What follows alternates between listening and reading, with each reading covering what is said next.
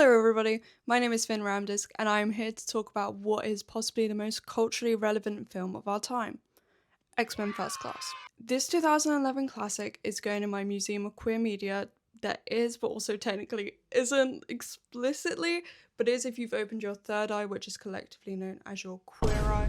I grew up with the X-Men Fox movies. My dad loved them, I loved them. They basically got me through my university degree and I watched them every year. But X-Men First Class is everything it needs to be and more. Matthew Vaughn has created the perfect prequel in my opinion. He brought together the voice of Nomeo, Assassin's Creed, and The Passenger. Is that right? The Passenger? Yep. To try and match the same level of campiness the originals did. There is also 7 films in this universe, the X-Men Fox universe, to talk about, in case you don't know, in case you've not been around the last 20 years. There is X1 and X2, which are known as the legendary Golden Children, X3, The Lost Flop, X-Men LGBT Edition, X-Men Depressed Edition, and then 2 other movies which are universally loved and I would say the best in the series. There was also 2 solo Wolverine films. I'm not really going to mention those or count those. The only notable thing is that will.i.am from the Black Eyed Peas was in them. Oh my gosh. However, First Class started the revival and the cast acted like their freaking lives depended on it. Everyone just loves how uniquely good this film is. It is just absolute cinema. One big reason to love this film, as you will learn, is for the Cherrick representation. We already had X1 to X3 building on this, but this film takes everything and just amplifies it 200%. It is the most queer-baiting film I think ever made in history. But it's not queer-baiting because it feels real. The prequel movies were there for sexually confused teenagers on Tumblr in a time that no one else was. But Cherrick aside, this is like a 132-minute montage of peak. The cast is stacked. We even have EE broadband merchant Kevin Bacon on the team. Even the IMDb tagline knows they cooked. It says, "Witness the moment that will change our world." When this hit the cinemas, it certainly changed mine. I don't know about yours. It's actually, this movie is so good, it's rumored that cinema died in 2011, so it's time to sit down and pay respects to our GOAT. After all the talk of how goated this film is, we open up in Poland, 1944. A young boy named Eric is pulled away from his mother. Eric is screaming, he's distressed, and as he reaches out, metal gates bend to his will, almost as if he's a magnet. At the same time, we have evil Kevin Bacon sipping his tea, observing this. Not EE broadband merchant Kevin Bacon that we trust. We have evil Kevin Bacon. For context, this exact scene was shown in the original X-Men X1, and 10 years later, this scene is holding the same power. We gain sympathy for Eric here, and that is really important. The writers really said, what if we make Eric a really tragic and compelling villain to the point where we're almost on his side? However, after creepy Kevin Bacon witnesses the magnetic manipulation, it's super hard to say, scary Kevin Bacon brings him into his office. If I didn't know any better, it actually sounds like he's nice Kevin Bacon. You know, and nice Kevin Bacon is asking Eric to move a coin on his desk. However, we do know better, as evil Kevin Bacon holds Eric's mother at gunpoint under the guise of motivation. Oh, brother, this guy stinks! Eric obviously can't do this. He is like 7. However, the distress of watching his mother die made his powers manifest again, completely wrecking the room in this moment of stress and grief. But evil Kevin Bacon loves this show of power. He actually rewards him by putting a coin in his hand. This coin beautifully transitions into the X-Men First Class logo, which is fun, sure, but also annoyed me. Where is the CGI DNA intro? Like, don't even show that. Don't. It's so iconic and dearly missed here. It loses so many points for not having this crappy style intro. But that's Eric established. Cut to Westchester, New York, this same year. A young Charles Xavier is holding a bat thinking there's an intruder in his kitchen downstairs. Important detail to note, there is a framed photo of Albert Einstein and Darwin in this home. That is how you know he is rich and educated. The intruder is shapeshifter Raven, who is disguising herself as Charles' mother, having referenced a photo off the wall. Charles is a telepath. Charles is calling her out. He's like, my mother's never been here. My mother's never made me a hot cocoa in her life. But then the two promptly bond over their mutation. Raven is also blue. But young Charles is fascinated by this, and equally Raven is just glad to find someone who understands her. Raven is used to people being scared of her because she's blue. In the most efficient way possible, in 4 minutes, we have met Charles Xavier, aka Professor X, Raven, aka Mystique, and Eric, aka Magneto. This is the big three, the baddies that carried the original X-Men trilogy and then broke their back carrying the X-Men prequel quadrilogy. That's squad. That's gang.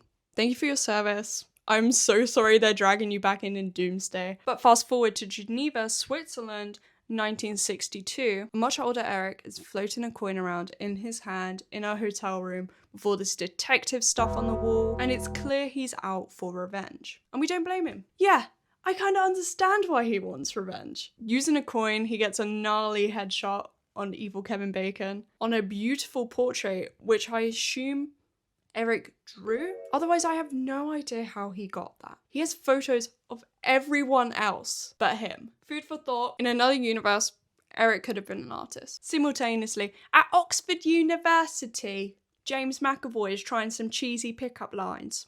He introduces himself as Xavier. Charles Xavier. Reading off a girl's mind for her favourite drink, playing it off as a guess, then calling her heterochromia a mutation.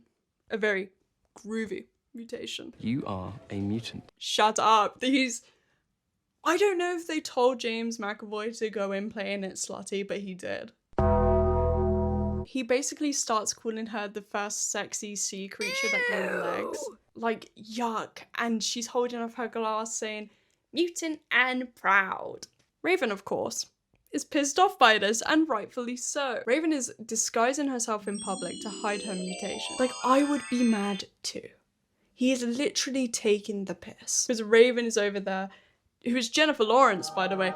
Katniss Everdeen is over there disguising herself, whilst James McAvoy's getting his slot on.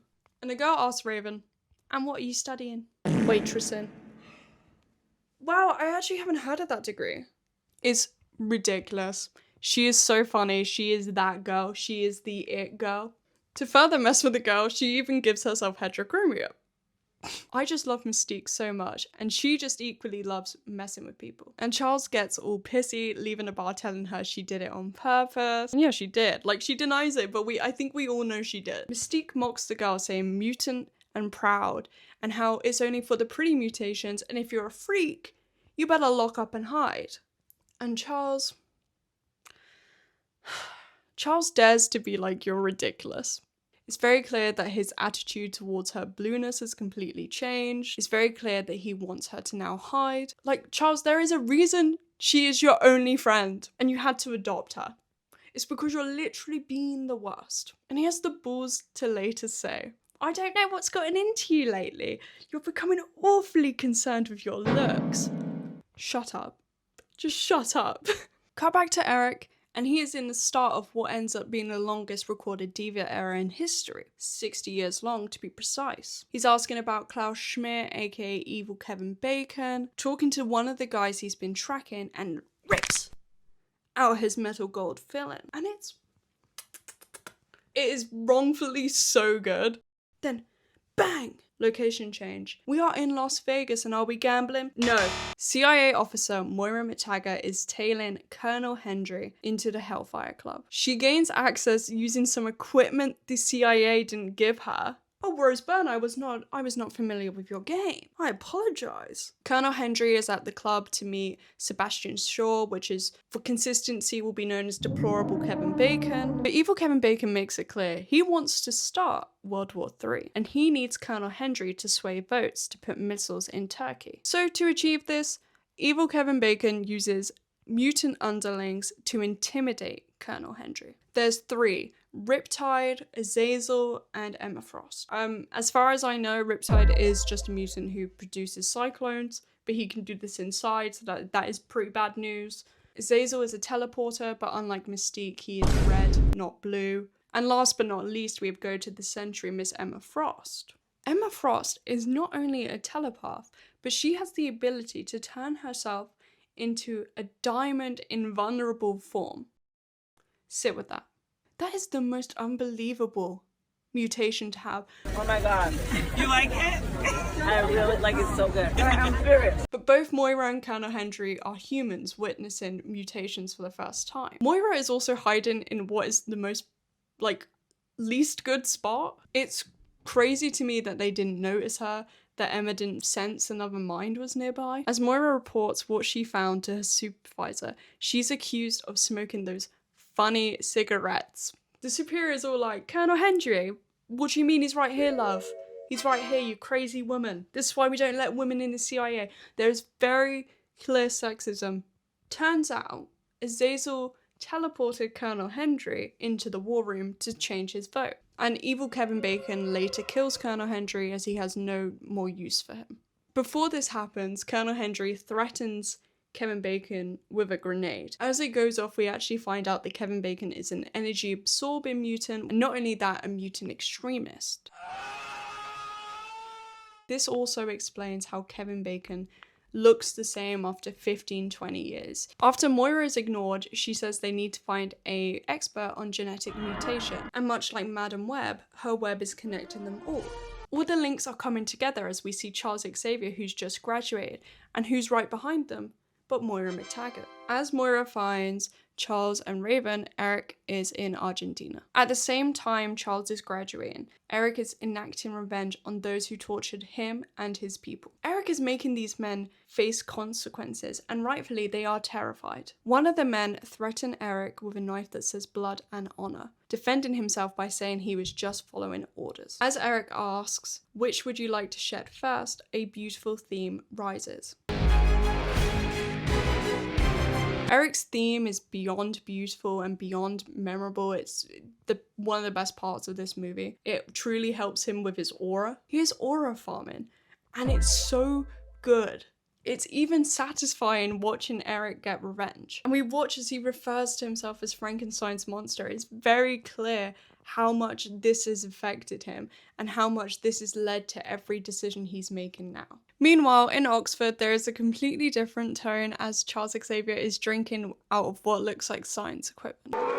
This is where Charles and Moira meet, and of course he tries the line, talking about her mutated MCR1 gene, aka auburn hair. Mutation. Shut up! Took us from single. Charles is just being slutty. Moira is standing on business. It's not clocking to you.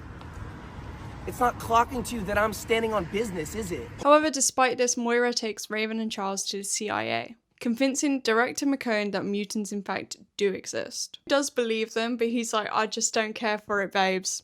Just don't care. Like, nah, babes, that's not for me. We got bigger fucking issues right now. But another officer, officially called Man in Black Suit, yes, legal name, Man in Black Suit, invites them to a secret division known as the X Facility. Like, this man is the reason they have funding, the reason they have a division, and yet we did not have the common decency to give him a real name. Not even like a first name. Like, there is no name for this guy. The disrespect is off the charts. Instantly, Moira, Charles, Man in Black Suit, and Raven start tracking down evil Kevin Bacon. Using Moira's intel, they find out that evil Kevin Bacon Incorporated are on a yacht. At the same time, Eric is planning to attack. It genuinely really looks like the jig's up for Kevin here. You got the CIA on one side and a really angry mutant on the other. However, Go at the Sentry, Emma Frost, serves Diamond realness and saves Kevin. Not only that, but Emma is able to block out Charles' telepathy. She absolutely mocks Charles Xavier as he is basically rendered useless.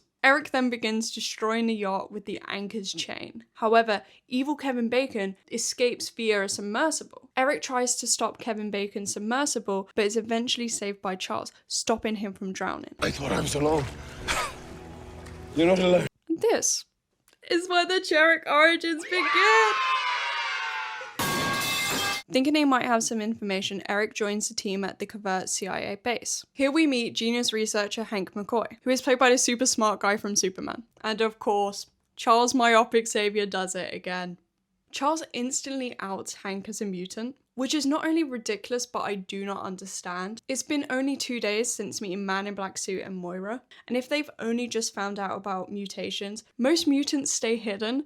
Their existence is virtually unknown. Why would he know about Hank? Make it make sense, Charles. All that telepathy and you can't read a social situation, it's just a bit embarrassing. Hank's mutation is that he has big feet that also make him super smart. They're like feet, but also hands, but they are like feet because they can also fit in shoes. It doesn't really make sense, but it's okay. Like, I don't know, I just get the vibe from Hank that he'd love toe socks. I feel like they would work really well for his condition. He also proves that they're not just aesthetic. He hangs from things like a monkey. The whole gang is just staring at his toes. We get a lovely shot of that. It's a really awkwardly long and unnecessary shot, and Raven has the biggest smile we've seen. Like, I know what you are. Raven loves this though. She's so glad that she's not the only one with a physical mutation. It's so clear that they have cutesy crushes on each other as well. They talk about wanting to feel normal, but it's ruined by Hank mentioning that he thinks he can find a cure for their mutation using Raven's DNA, which is unethical at best. Hank, you don't need to fix yourself. Did you not see how she looked at your feet? But overall, Hank is the X-Men's thinker. He not only tries to attempt this cure, he makes individualized uniforms for the team and a fucking jet and even a transmitter. This transmitter enhances Charles's brainwaves. This is a lot of words. This transmitter enhances Charles's brainwaves in order to find other mutants. This is called Cerebro. Insane lore moment. And he still uses this to recruit students. We also get Cherrick flirting, which is kind of crazy as Eric tried to leave the night before. And now he's just flirting with Charles like nothing happened, and Charles equally just folds so fast. It's like that one friend who keeps going back to their boyfriend, like they're just so on off again. Like it's very clear their dynamic's a bit tense. And what makes things worse is the next scene is basically Cherrick finding their adoptive children. This is when they recruit the first class team. Oh, and who do they find? Well, it's someone who can feel the rush. Troye Sivan, aka Wolverine. Aww. And I am so thankful this is revealed to just be a cameo. If I have to watch another movie where a 5'3" Canadian is the focus, I would have to scream. The mutants they end up recruiting are Angel, Darwin, Alex, and Sean. The character introductions take place in a big montage scene, and the only important information is Sean cannot pull girls. Alex was in prison, and I don't know why, and Angel has the coolest scene. Angel's scene is not only cool because it's Zoe Kravitz in Angel Wings, but we also get Cherrick sharing the bed, and a deleted scene where Charles proves his powers by putting Eric in drag. And that's what cinema is really for at the end of the day. This is very telling of what I like about cinema. We get further elaboration in a big team party. They're drinking, coming up with code names, showing off their powers. This is so important as well. It really just shows that a lot of the team is in their early 20s, tasked with saving the world, whereas in contrast, I turned 23 this week, and I am sitting here filming this. Just food for thought, really. Onto their power and code names. Darwin and Angel keeps their name. Darwin as it's already his nickname, and the same for Angel, who is using her stage name. Darwin shows off that he can adapt to anything by growing gills in a fish tank and his body becoming rock when Alex hits it. Side note, the visual effects for the fish part is really like vile and gross, like even now. They still freak me out. Please never do this again. Like I'm sure I don't really understand why that room had a fish tank, or why didn't the rock do enough, or like why couldn't we use a lighter or something a bit more conceivable? Why is there a fish tank in this room? But never do that again, please. Thank you. Angel shows off her wings and acid spit. Raven calls herself Mystique and shapeshifts in front of the team. Sean ends up being called Banshee. He shows off his powers by doing a huge scream and then like an idiot smashing a window. Not only is Alex Lucas Tail from the Hannah Montana movie, but he also shows off he can do a huge red energy blast. And his codename is Havoc. Hank doesn't really come up with a nickname. We also find out that everyone makes fun of his physical mutation, and Mystique is constantly defending him. And obviously, like, no one knows that she's also physically affected. Alex especially calls Hank bozo. Like, he does get better in future movies. Alex especially, like, I have very much a love-hate relationship with Alex. But thankfully Mystique saves the day and basically just says that Alex has a tiny willy. Mystique also decides to name Charles Professor X and Eric Magneto. I will from this point onwards be favouring some code names rather than their real names and just sticking to that. Mostly calling Raven Mystique now and Sean Banshee. We learn that both the CIA and evil Kevin Bacon Incorporated are getting ready to go to Russia. And when Charles and Eric decide to show off that they have the perfect team for the job, they're goofing off. Like, Hank is literally on the ceiling. So instead, Eric and Charles just go alone to Russia with Moira. Either way, Charles, Moira, and Eric find out that Shaw isn't actually there. Instead, Emma came in his place. And this scene just made me headcanon that Emma and Mystique would love each other so much, as Emma is just tricking this old man into thinking she's into him and giving him visions that they're actually making out when she's just snacking on a sofa. And it's so girl boss and so similar to the way Mystique does. Through Emma, we find out that evil Kevin Bacon Incorporated is actually called Children of the Atom. They plan to start another world war. They believe in mutant supremacy. I think this was already clear, but it's very obvious exposition in case you missed everything. Whilst Charles and Eric are distracted in Russia with Emma, the rest of the Children of the Atom attack Division X. They kill everyone but the mutants, including Man in Black Suit. Hey guys, editing fee here. They drop him from the fucking moon. I forgot that they drop him from the fucking moon. It's gonna be okay, we'll get through this. Kevin Bacon offers them a chance to join him. Angel accepts, but Alex and Darwin fight back, and when they do, Shaw kills the man who has been proven to adapt to anything. Like, make it make sense. I think this movie's really good, but this pisses me off. This is almost as wrong as not having the CGI Gene intro. What do you mean? That's not, no. I don't want evil Kevin Bacon aura farming. He would have been able to adapt to it. We've already had one betrayal and one death. It's just not looking good. Regrouping, Charles takes the rest of the surviving mutants and Moira back to his manor to train. His goal in the end is to enhance their abilities. For example, Banshee learns that if he uses his voice properly, he should be able to use the sonar to allow him to fly. Hank is encouraged to get his dogs out in order to run super fast, and Alex just keeps calling him bozo. And this is all over just his big feet. Like, I'm not sure they know Mystique is blue. And they aren't even that bad. They look to me kind of like normal feet, just large. And some people, aka Mystique, like them. I guess, like Alex was saying, bozo in terms of like clown shoes, which is like, okay. And I feel like, I don't know, like I know people ship them. There's kind of this enemies to lovers energy, and I kind of get it. You know, like they kind of pull it off. I'm going to dare to say that Alex calling Hank bozo is a term of endearment, as later we see Hank invent equipment to help Alex control his powers. And Hank asks, am I still a bozo? Alex replies, yeah, but nice job. Like, the team is growing on each other. Everyone is supporting each other. Everyone's like, go girl, embrace your powers, but her.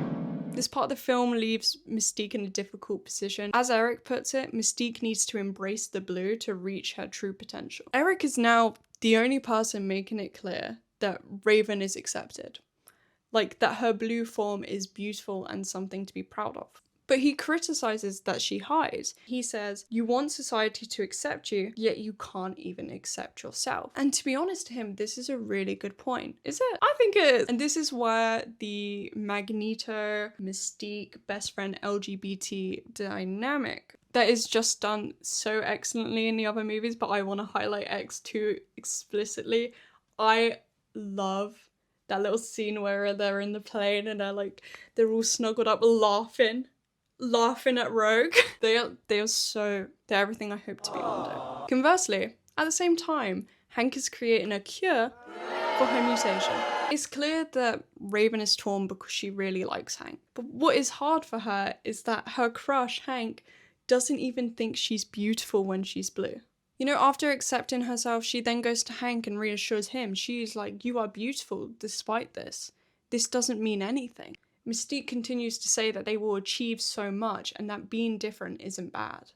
She calls back to mutant and proud, but this time she says it with her chest. It's a beautiful moment of actual character development that we didn't see from her in the past films. And now we get to see her, you know, as an insecure 20-year-old. And I get it. Like, I see a lot of people in her. However, this moment is instantly ruined. Hank literally tells her that they will never be deemed as beautiful. The worst he can say is no? No. The worst he can say is that you will never be deemed beautiful. Back in training, Eric's hands shake a little. Charles helps him calm his mind and helps him unlock a deeper understanding of his powers. And after a moment of deeply intense homosexual eye contact, Eric is no longer constipated and manages to turn a big metal dish before giving the most Joker smile I've ever seen. We also get a Charles Magneto argument later on whilst playing their favourite date activity, chess. It becomes clear where their views differentiate. Charles believes that humans and mutants can live in peace, but Magneto believes humans will all turn on mutants. Amidst the marital problems, Mystique tries to hit on the man that taught her to love herself by turning into the original Mystique actress Rebecca Romijn, which is a cool and not cheesy cameo because he's like, if you were older, so then she turns into the older version of the character. But Eric is like, I'm going through a divorce, love, like I just can't handle this, get out. Get out! There's a JFK cameo talking about World War III, and it's clear that evil Kevin Bacon convinced the USSR to place missiles in Cuba, and evil Kevin Bacon will follow the Soviet fleet to ensure the missiles cross what they call the line. I assume this is to do with military talk and lingo, of which I don't understand. But peep the setup, because Kevin is decked out. The submarine is decked out, he's got ice from the Antarctic that his beautiful, hot, braless wife is getting for him. There's RGB lights that are stuck on cyan, a helmet that blocks out telepaths like Charles. Evil Kevin Bacon is honestly thriving whilst getting two nations to turn on each other. So the X-Men are going to Cuba, a fun family holiday to save the world. But before then, Hank takes the supposed cure for his mutation. He goes from big feet to slightly smaller, weird-looking feet, like all feet tend to look a bit off. But what I am sure of is that this film heavily contributed to Nicholas Holt's Wiki Feet page. Essentially, the Green Mountain Dew cure backfires, giving him blue fur and a kitty cat nose. And now we have him in these really ill-fitting glasses where, like, I honestly can't tell where his ears are. And when the team finds this out, Hank believes that Magneto is mocking him when Magneto says, "You've never looked better." And Hank just chokes him out in front of his husband and children. And then Alex calls him Beast. Oh, you're Beast? Wake your ass up because it's time to go beast mode. The Cuba saga is collectively known as the Cuba Beach Divorce, and you're about to find out why. The mutants fly in on the jet Hank created with a plan. Charles presses his fingers to his temple really hard as he controls a Soviet sailor. Under Charles's control, the sailor fires a missile, destroys the Russians' own ship, basically averting nuclear war. Then using Banshee's sonar scream, they reveal evil Kevin Bacon's location. Realizing his plan could fall apart, evil Kevin Bacon enters a very blue glass room with the goal to absorb nuclear energy. He was making himself primed to detonate as if he is the human nuclear weapon. Eric manages to use his powers to lift Kevin Bacon's submersible out the water. He crashes it onto the shore and it literally rolls and rolls and destroys all the beautiful palm trees. He does this with Charles's help, finding that point between rage and serenity that they found during training. But essentially a fight ensues between the X-Men and evil Kevin Bacon Incorporated. Eric basically beelines for evil Kevin Bacon as shock to no one. Charles is unable to accurately locate Kevin Bacon though due to the glass room and his metal helmet. This means when Eric enters the glass box, he's essentially unable to communicate with Charles. As Eric confronts Kevin Bacon, it's actually very clear that their views actually align in some ways. Both of them believe in mutant superiority, that they are the next stage of evolution. As Kevin slams Eric into the glass, it shatters, and the small crack allows Charles to plead desperately with Eric. He warns Eric that there will be no turning back, that he doesn't need this revenge. It won't bring him peace. As Eric seizes evil Kevin Bacon's helmet, Charles is able to immobilize him. Charles is straining, Eric is angry, Kevin Bacon's doing the mannequin challenge. and Eric blocks out Charles's voice. Charles doesn't want this, but Eric's life has basically revolved around this revenge. Charles is just begging Eric, whilst Eric is repeating the same instructions that Kevin Bacon gave him at the start of the film. Eric uses the same exact coin that he was forced to move. Instead, now with control, he forces the coin through evil Kevin Bacon's skull. During this scene, we get clips and cuts between Charles screaming and it going through Kevin Bacon's skull. Clap if you care. All right. And this is when Eric becomes Magneto. And what's worse is, Eric is almost proven right. The fleets target the mutants out of fear, scared by the power Magneto is displaying, and both are ready to fire. If it wasn't for Magneto, all the mutants that stopped World War III that day would be dead. Magneto luckily intercepts the barrage, but attempts to enact revenge. Charles pleads with him, don't do this. They're just following orders, Eric. And Eric says, I've been at the mercy of men following orders and never again. Chills. Actual, like, physical chills. Charles tackles Eric in order to stop him from hurting the humans. And Charles has no reason to save them. They literally just tried to kill him, but yet he still does it. There's inherent good inside him.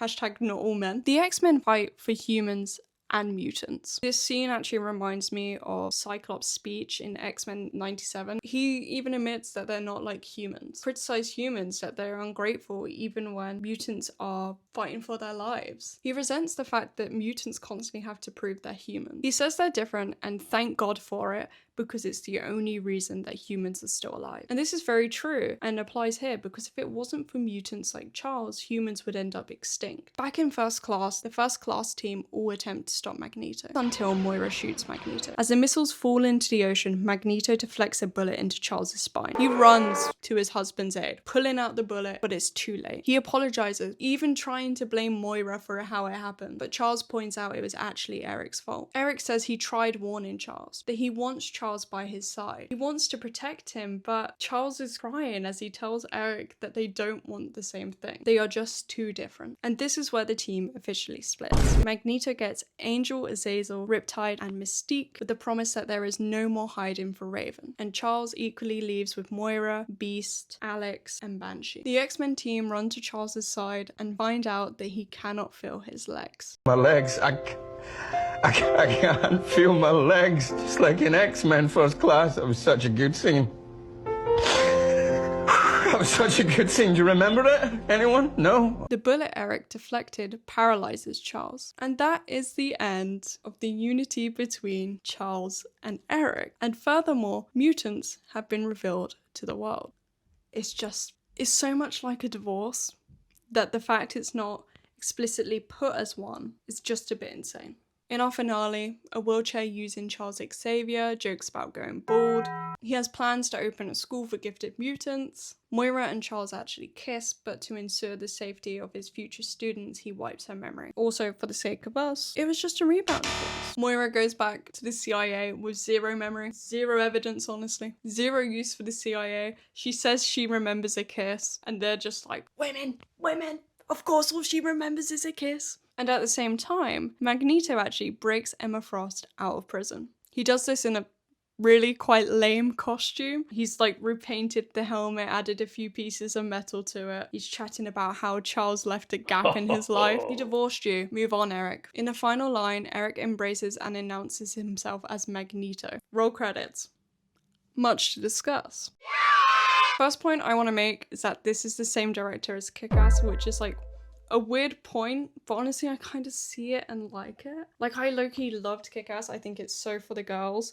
Second point is, before releasing the movie, they made these atrocious posters.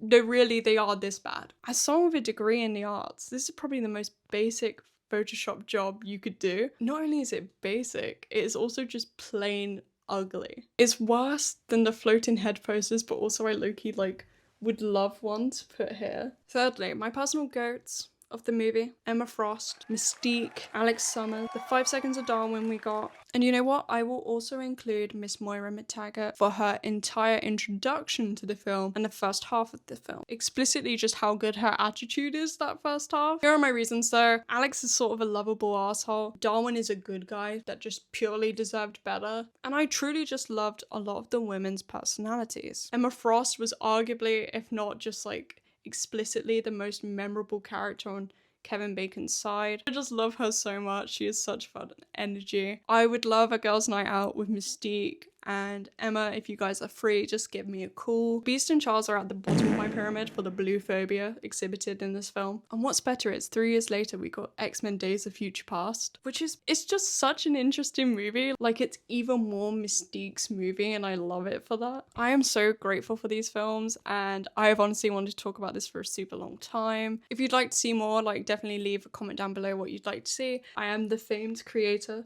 of the Suicide Squad drinking game. If you subscribe, I might release it. Who knows? And as Charles Xavier once said, thank you for watching my first video. Please like and subscribe and comment about how great Mystique is. Okay, bye!